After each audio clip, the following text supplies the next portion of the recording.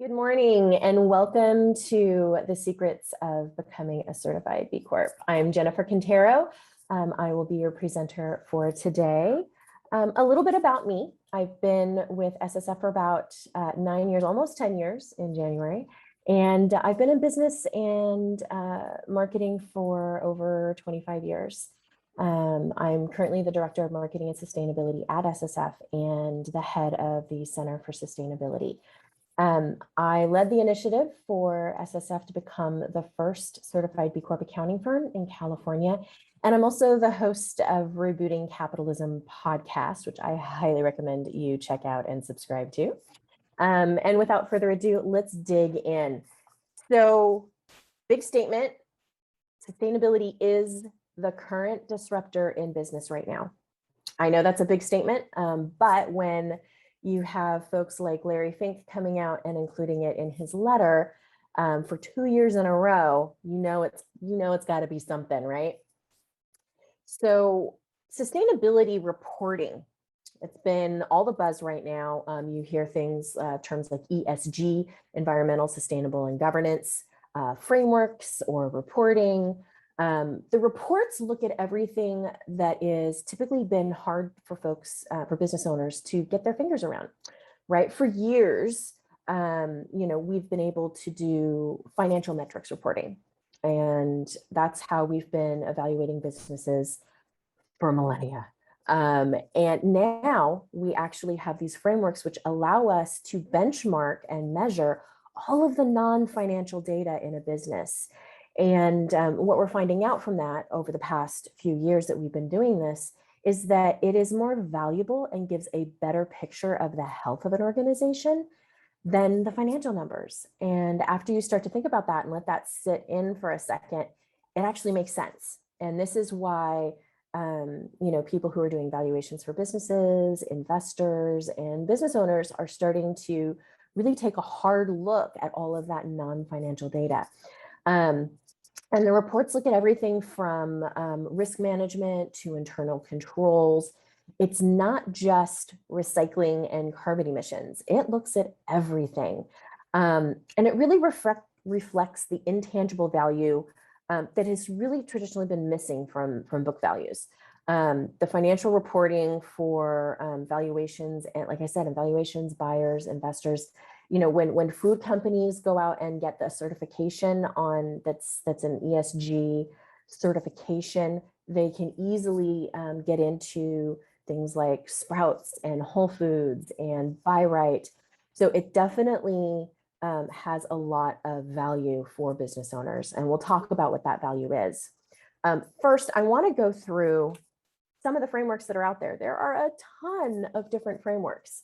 All of them have different benefits, different reasons that you might not want to go after them, but they all have the same unified purpose, which is to look at the purpose within your business and whether or not you are being good stewards with your decision making that runs your business. So you've got some of the more traditional, the IR, the GIR. You've got the accounting one, which is the SASB, that SASB one. You've got B Corp certification or Certified B Corporation, which we're going to dig into today. And I'm going to give you the lowdown on how I see that one because it's kind of my favorite. There's the ISO standards. World Economic Forum has come out with one of their own frameworks. There's a Just label, and there's a ton more. I could probably have a few slides on all the different frameworks that are out there because it is so prevalent now. And the way I look at this is, if you think back to when computer programming came out and you had all of these different operating systems, and everyone who coded software didn't know where to go to. And because they're like, okay, well, I could code it to this one, but is that going to survive? Should I code it to this one? Is that going to survive? And so a lot of software programmers kind of held back a little bit on making the software jump because they didn't know which operating systems were going to survive the operating system war until it all shook out and it was Macintosh and Windows. Once that happened, then suddenly the software developers were like, okay, we're in. Okay, there are some Linux and Unix folks out there, but that was a very small percentage at that point. But I kind of look at frameworks in that same respect. Like there's so many right now that they're all starting to either rise to the occasion and survive and thrive, or they're quietly receding into the night, and or they are merging. And we've seen that happen with a couple of the big ones where they've come together and merged to become a stronger certification. So some of these certifications are European based, some of these certifications are US based, some of these certifications are globally recognized, like B Corp certification, which is one of the reasons I actually like it, because it's globally recognized. Some of these certifications you actually have to pay to download just to look at the standards. Like ISO, you actually have to pay and buy the standard just to look at it. So it's and B Corp, the assessment is completely free to download, look at, and work through. So there's benefits, pros and cons to all the different frameworks, and you have to look at which one's right for you. Today, we are going to talk about B Corp, though, specifically. So if you have questions about other frameworks, please email me, let me know, and we can dig into pros and cons for your specific company if that's what you would like to look into. So why should business owners care about all these sustainability frameworks? So one, we've already said it measures more than the traditional financial reporting alone. It gives you, if you think of financial reporting as a view on your company in the moment, right? It's the short-term view of the company, where all the non-financial data gives you a very long-term view of the health of the company. So you can have a company that is doing very well revenue-wise, but they have high employee turnover. Their customers are unhappy, their product is unstable, their supply chain is unstable. That's not a healthy company. While their books might look good, when you start peeling back the onion, that company probably isn't going to continue to have financial success down the road. So looking at some of that non-financial data is quite valuable. So it gives you a more transparent view into the forecast of the health, both risk and return.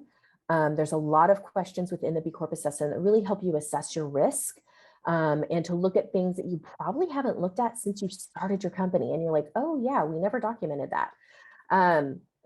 Customers are demanding it, right? Customers are demanding that their products and the companies they work with are sustainability minded, not just the consumers, but employees. Employees are really voting with their feet on where they work. And working through one of these frameworks help builds a high level of credibility and trust within your consumer base, within your employer base, within your industry, to help differentiate you from the greenwashing that is happening right now. And for those who are not familiar with the term greenwashing, greenwashing is basically saying you're eco-friendly, maybe changing your branding colors, or starting a campaign to make up for the fact that you were not so sustainable in the past. It's basically marketing technique and marketing ploy that basically helps build the company's trying to build the company's credibility around being eco-friendly, around being sustainable. But when you peel it back and look at how they treat their customers, how they build their products, how they treat their employees, they are far from sustainable.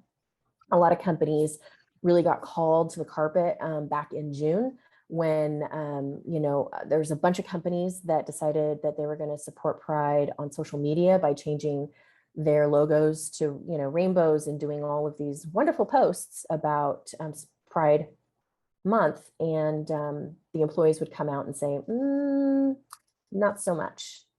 So it really does, hurt a company to make these claims and not have it backed up. It could do a lot of damage. For instance, Yoplait, actually, their Pink Lids campaign was designed to help basically change the narrative on the fact that they were caught with carcinogenic, cancer-causing ingredients in their yogurt. So once they reformulated their yogurt, they suddenly started the Pink Lids campaign to try to make good on, try to put a spin on it.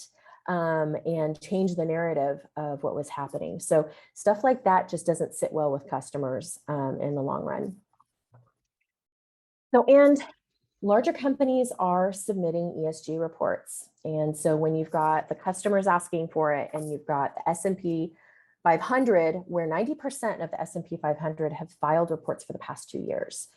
And so you've got that like pressure coming from the top and the bottom. Small to medium-sized companies are starting to feel it. They're starting to get questions around their supply chain, around their diversity, equity, inclusion, around where their products are being made and what certifications they have around their products and ingredients.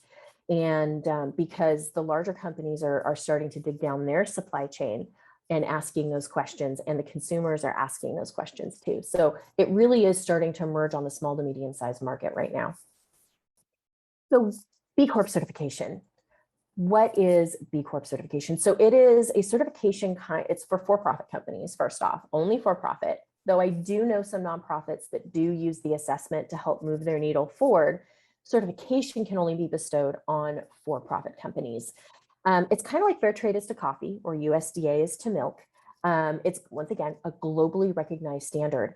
It is probably one of the most rigorous assessments to get through. And it really looks at your social and environmental performance, and with really high levels of transparency and accountability all woven within it. Companies like Patagonia, which many of us are familiar with Patagonia, they've done just about every certification possible to kind of test that their company is really walking the talk. And they've come out and actually publicly said that B Corp certification is one of the most rigorous they ever put their company through. So it really does, you know, take some doing to become a B Corp. Only 1 in 3 companies actually that attempt certification succeed. And I'm not telling you that to dissuade anybody. I'm telling you that because then you understand how meaningful the certification is. It is possible to get certified because there are many that have. So the goals of a certified B Corp is to basically balance purpose and profit. You may have heard of the triple bottom line or quadruple bottom line: people, planet, purpose, profit. It's really balancing that, and balancing your decisions based on not just shareholder value, but all stakeholders. You know, B Corps, when they become a certified B Corp, they also do some things to make sure that they legally have to require consideration of all stakeholders when making business decisions. So they are legally held to that standard once they become a certified B Corp, and shift their entity type. There's another step after becoming a certified B Corp, which we'll get into later. It is a community of leaders and like-minded individuals that are just fantastic to do business with. It's one of the reasons, as an accounting firm, we like to work with other certified B Corp banks, certified B Corp law firms, insurance companies, wealth management companies, because we know when we pass referrals back and forth that the clients that we're getting from those folks are going to be good clients, and the clients that we're going to give them, that they're going to be treated right because we're passing it to another like-minded, culturally similar organization. And working with folks in that realm is just, it's a wonderful collaborative, supportive space. So purpose-driven space is continue to grow, and it is gone light speed since COVID. I will say that there are over 4,000 B Corp certified worldwide. And right now, to my understanding, there are currently 4,000 companies in queue to become brand new B Corps. And that's just fantastic. A lot of businesses during the pandemic couldn't work in their business, so they decided to work on their business, and decided to go ahead and work on that assessment. And so we've seen just this area grow because people recognize what a good differentiator it is. And that's why you want to become a B Corp. It's a great differentiator, first and foremost, shows leadership in your industry for sure, generates social buzz and lots of good press.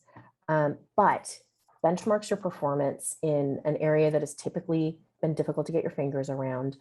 It attracts and engages talent, which there is a huge talent shortage in just about every industry across the nation. So to be able to stand out to your talent base, that's huge. And it attracts investors and buyers. It saves money and gives you access to services. A lot of B Corps will discount services for other B Corps. So you get in and to join the club.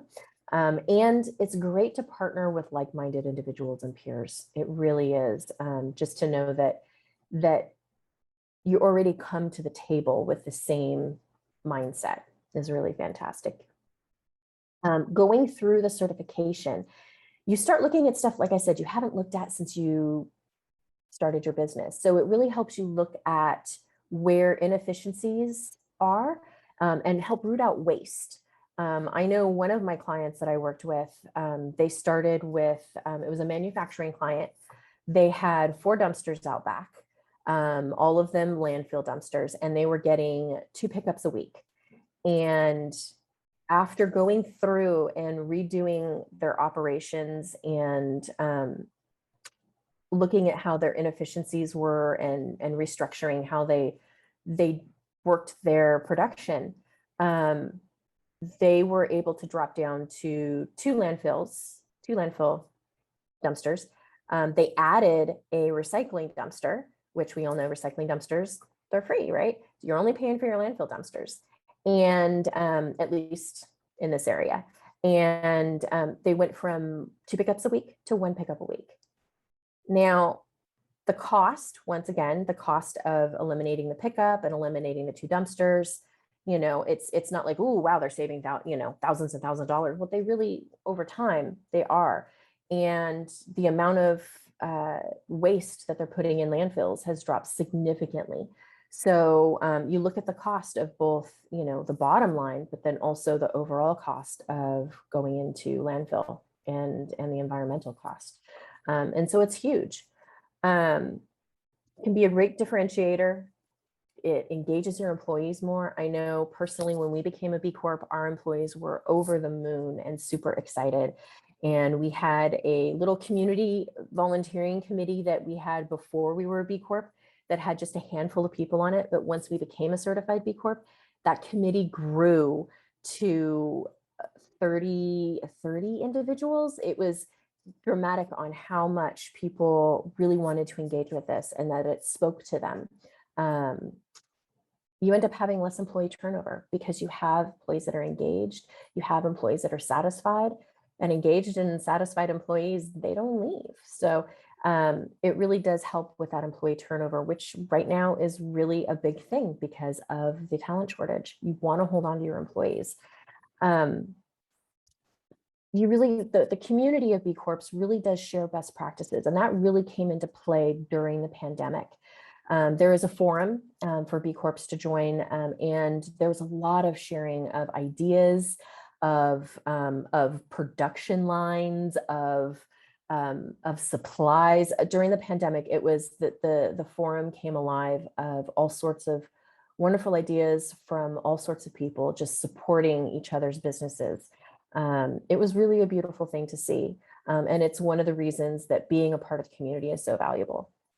And then you have the automatic warm prospect base.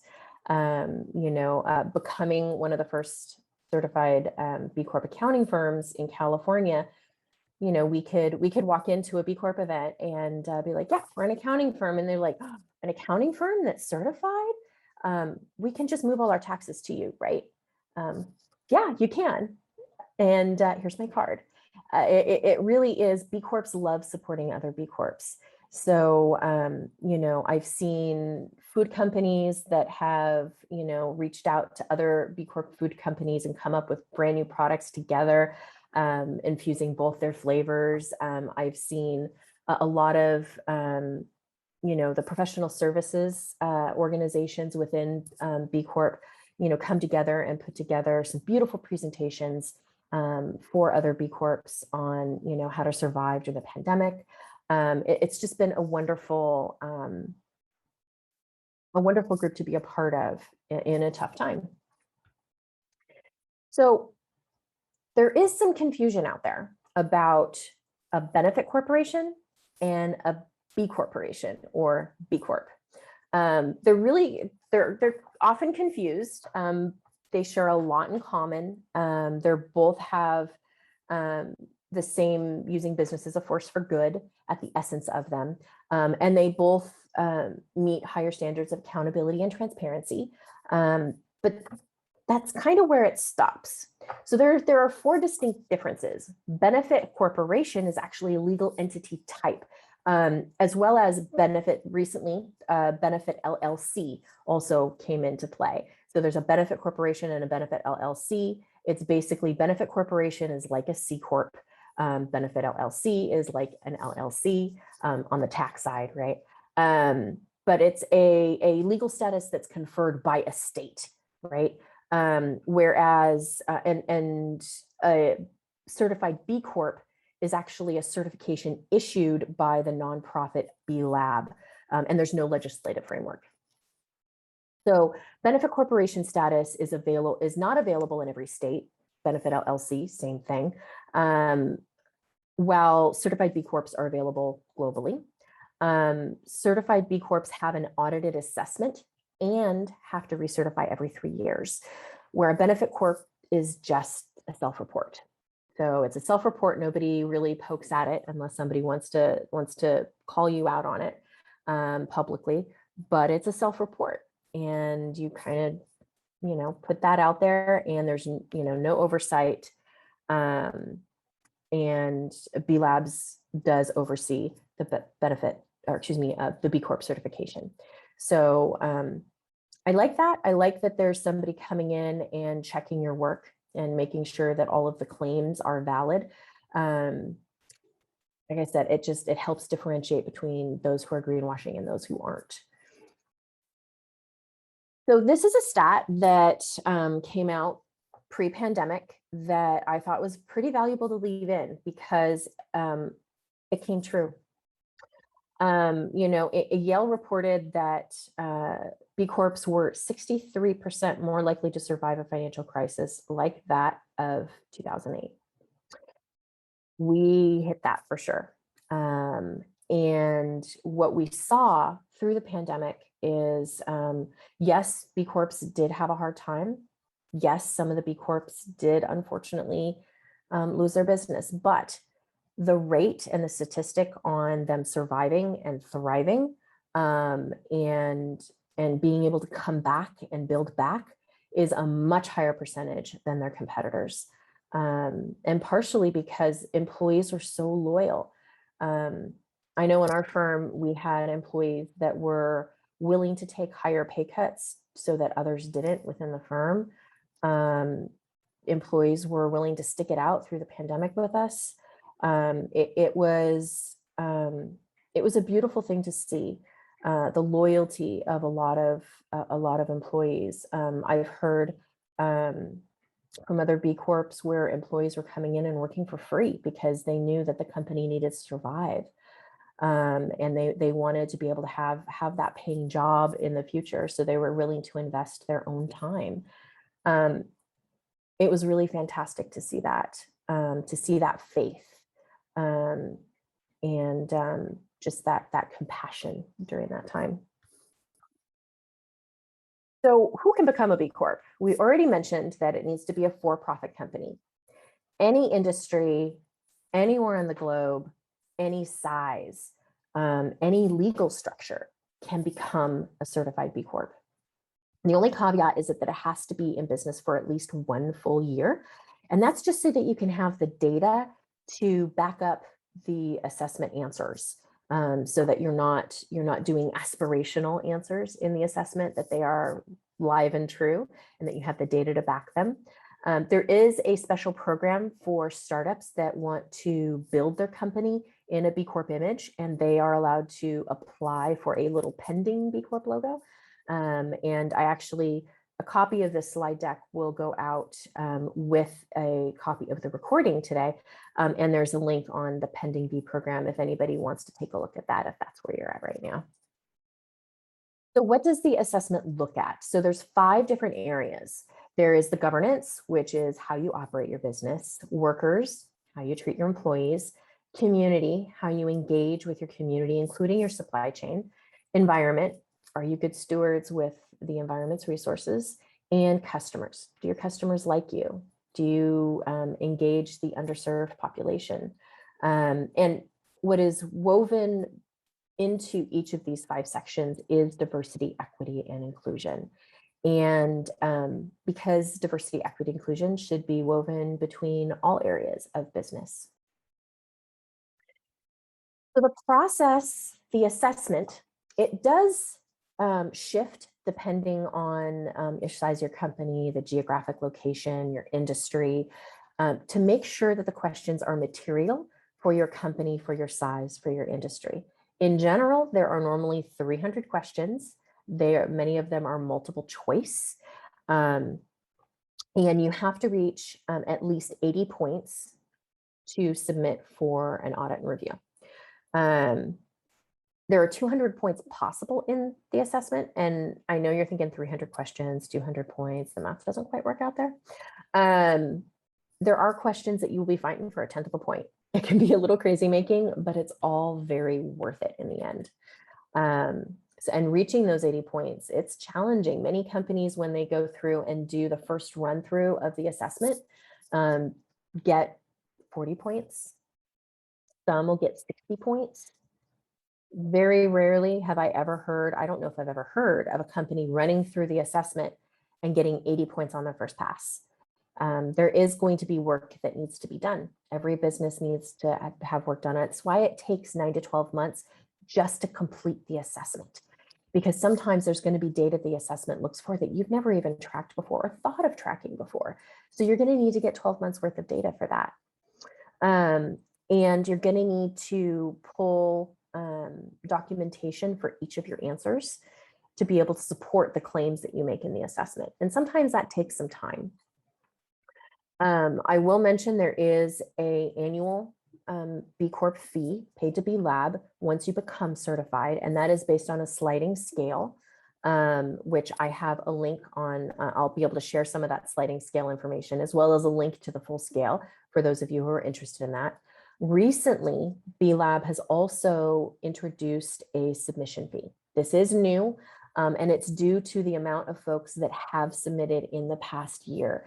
They are overwhelmed with submissions, which is a good thing and exciting to see, but they have started a $150 submission fee. And that is to kind of dissuade the tire kickers, if you will, and to really make sure that those that are submitting really have their hearts in it. And like I mentioned before, you do need to recertify every 3 years. There is no submission fee for recertifications.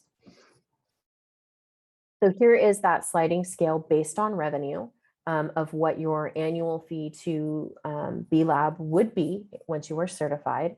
And like I said, there is a link at the bottom for those if this goes beyond what your revenue is. So let's talk about some of the challenges that come up in when trying to certify. There are 4 top ones that I have seen time and time again. One, engaging your team. It does take a village to fill out the assessment.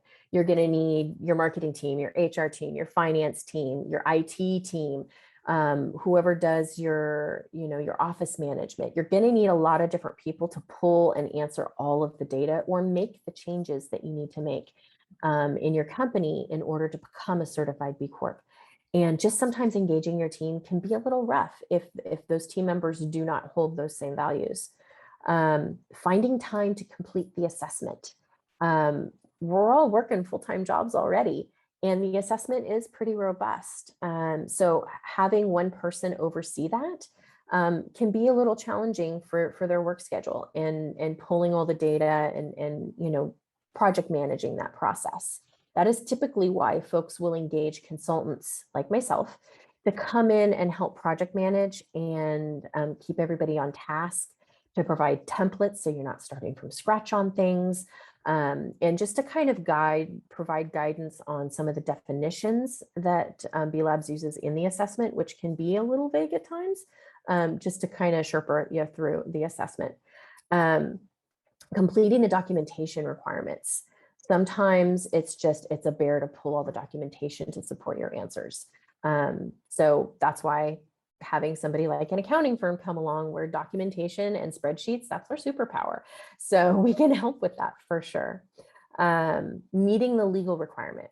So as I mentioned, there is a entity shift that if you are able to do in the state you reside in, B Labs will require you to do upon certification. So if you are in one of the states that has a benefit corporation or a benefit LLC offered, you will need to shift your entity type. You don't need to redo the whole business, but you'll need to shift the entity type to that new governance model. And you have to do so within a set period of time after certification.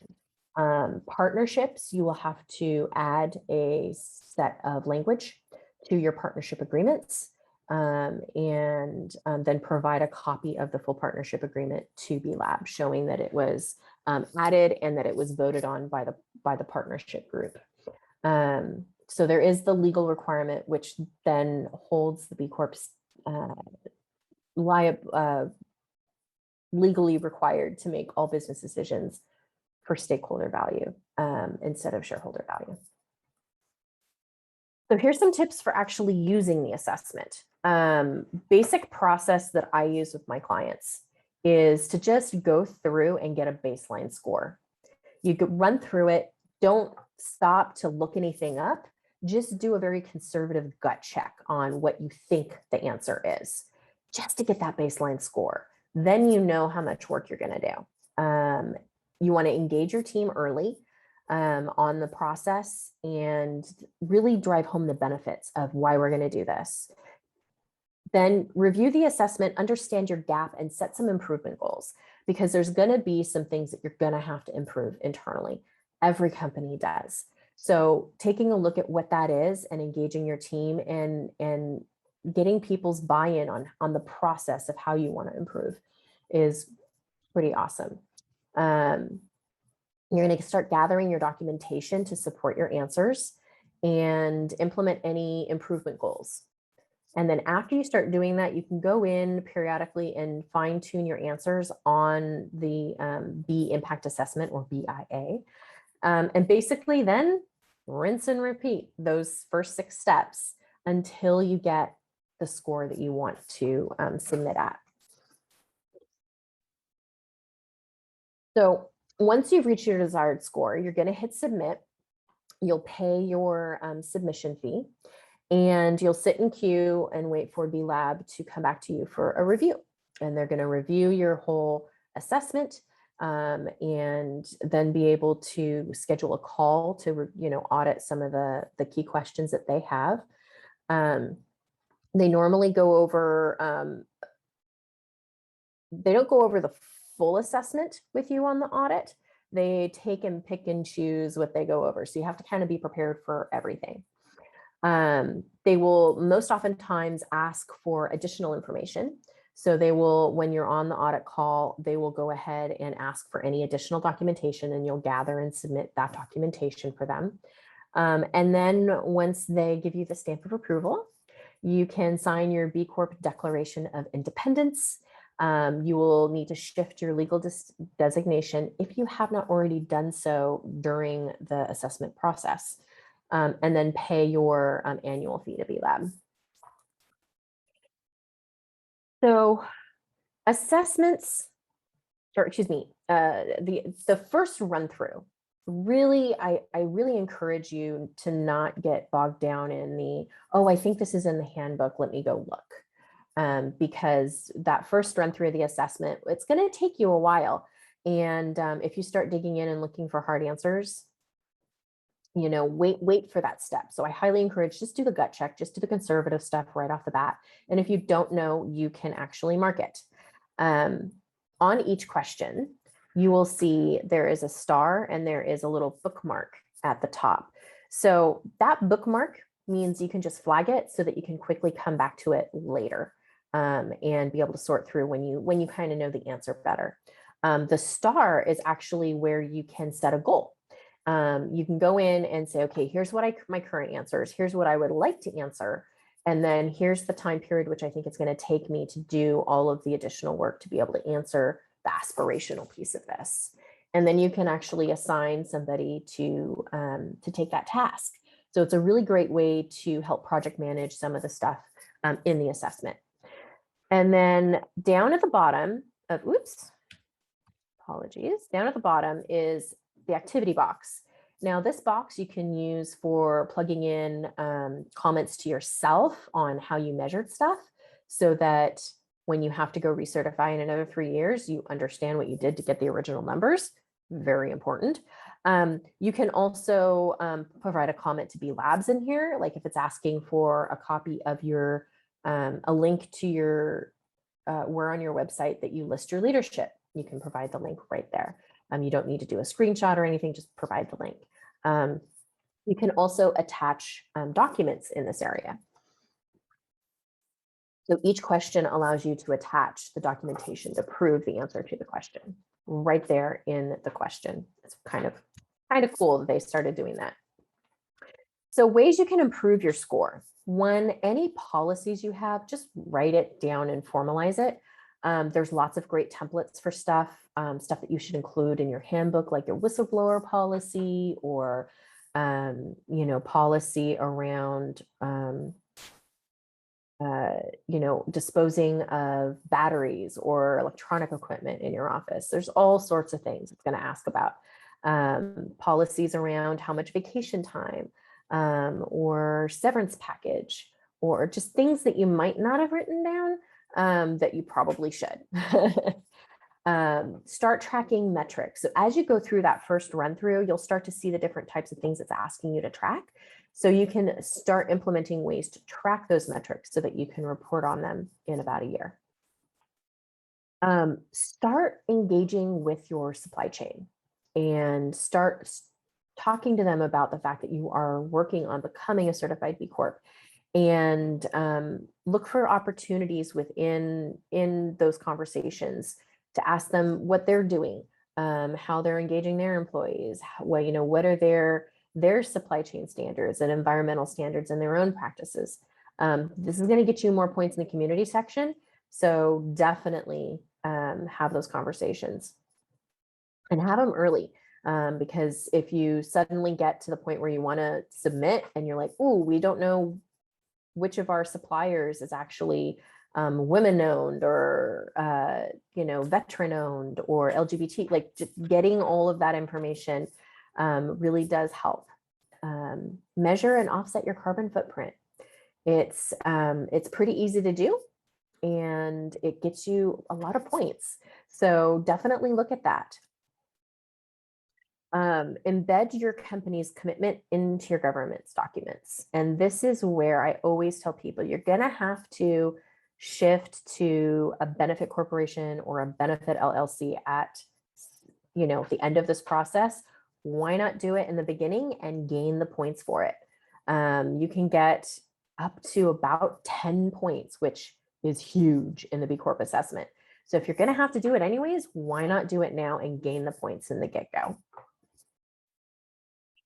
So this is a snapshot of where we are in the global community right now. Like I said, over about 4,000 companies globally in 153 different industries in 77 countries, all operating on using business as a force for good.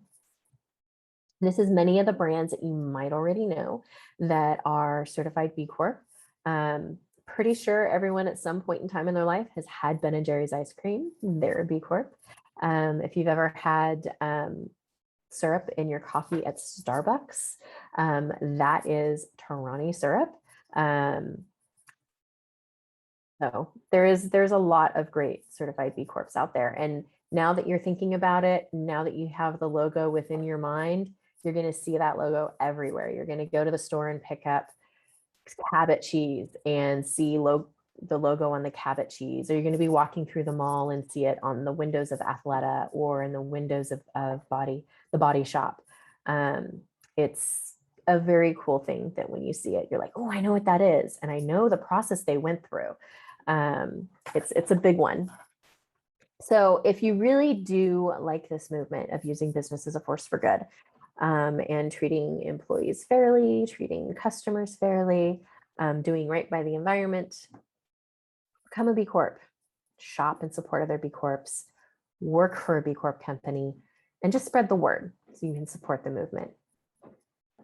So this is me. Like I said, if you have any questions around if B Corp is right for you, if maybe there's another framework that you want to explore, or if you just want to work on an overall sustainability plan for your company, and you're not quite sure where to start, reach out, give me a call, drop me an email, and let me know. I am here to chat with anybody who wants to move their needle forward. And in the meantime, check out my podcast. There's lots of great interviews with fellow business owners and folks that work within sustainable companies. We talk about product packaging and the sustainability of a supply chain. I recently had somebody come in and talk about veganism and clean meat. And we had folks from B Labs to talk about B Corp certification. We've had folks from the UN come in and talk about the United Nations SDGs. We've had some great guests, so highly recommend checking that out. And that is it for today. So please let me know if you have any questions, reach out, and I will let you go. Have a fantastic day.